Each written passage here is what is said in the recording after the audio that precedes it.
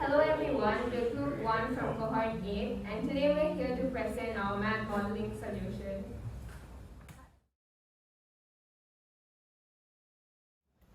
Hi, I'm Charlene and I'll be presenting the problem statement and the formulas that we have came up with.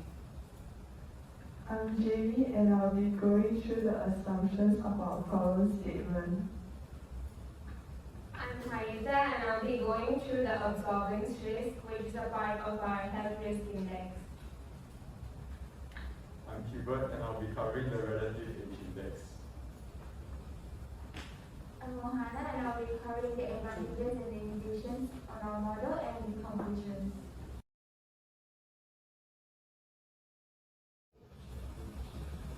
Hi, we are Group 1 and we'll be sharing more about our math modeling 1B, where we are tasked to model the potential effects of EM radiation. EM rays have a wide range of applications and huge environmental effects on our daily life. People of different ages are exposed to different degrees of EMF. As technology advances, the exposure to EMF will increase as well. Overexposure to EM radiation will be a growing concern, as the higher the frequency of radiation, the more likely it is to cause internal heating and damage the cells of our body. Hence, our team aims to find the health risks associated when people of different ages are exposed to different EM waves.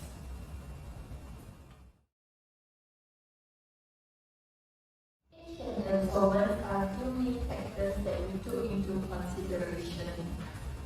By taking 70% of absorbance plus 30% of age multiplied by 100 is how we derive our HRI formula.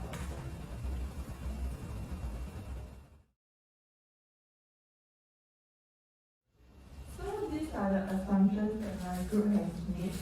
The first assumption we made is that the incident photon is to be 100. This is so that we can keep one variable constant and so that we can easily calculate the amount of exiting photons. The higher the amount of exiting photons, it will mean that there is more photons absorbed in the body, which will mean that this is a higher risk. The next assumption that we have is the number of incident photons above do not include those reflected.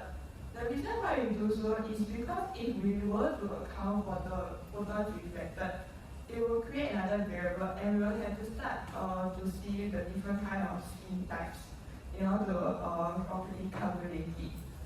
Next, we decided the optimum age will be 33 years old. The reason why we choose 33 years old is because at the age 33 years old, people tend to have the thicker skin. This would mean that it will be harder to penetrate as well. As such, it will result in a lower risk. Next, we have our maximum age, which is 90 years old. The reason how we obtain the number 90 is because the Singapore average life expectancy is 83.5 years old. And also, we needed a number to be able to obtain our maximum number for our age index so that we can easily divide to get the ratio. Lastly, we determined that our absorbance risk has a higher weightage than age risk because we believe that the absorbance would cause a greater impact to the person than their age.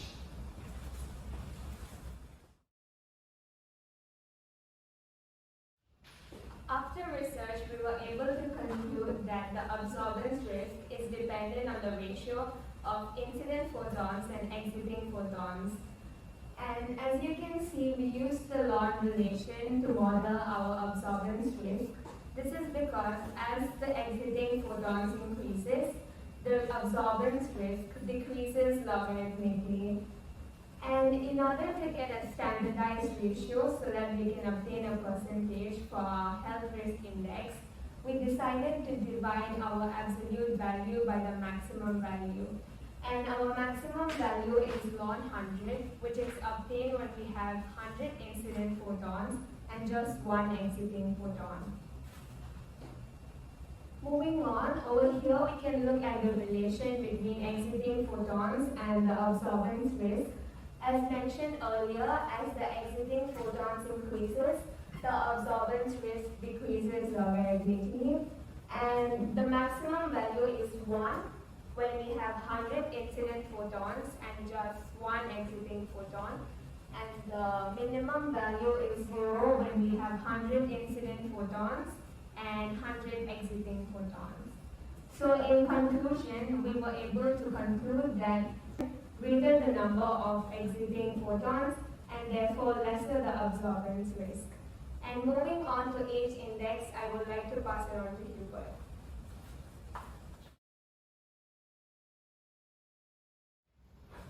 Okay, moving on, we'll be covering on the H index.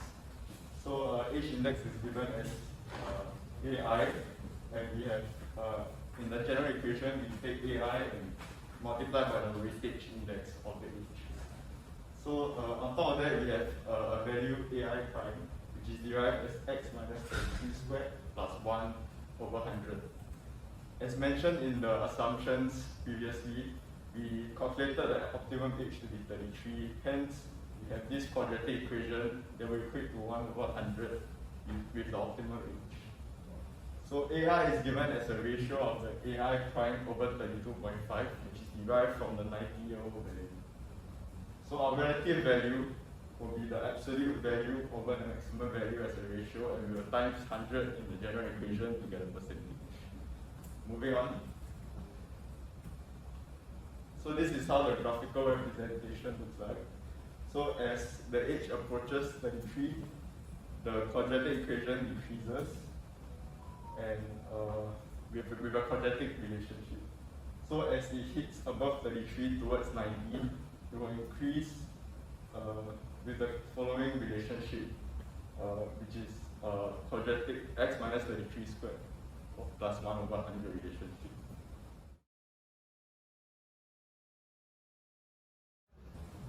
Okay, so coming over to our advantages and limitations of our model, the architecture of the model is very flexible and it can be applied to many different industries with different types of EM waves, where basically more variables can be added and taken into consideration based on the business's judgment and evaluation. Additionally, the weighted index can be modified while keeping the overall same equation with further advancements in research. Our weakness is that the model will not be applicable when the exiting photon is 0, because based on our equation, the exiting photon is in the denominator and the value of the denominator cannot be 0. Another thing is that our model does not take into consideration any pre-existing health conditions that an individual may have, and so the health risk calculator may not be accurate.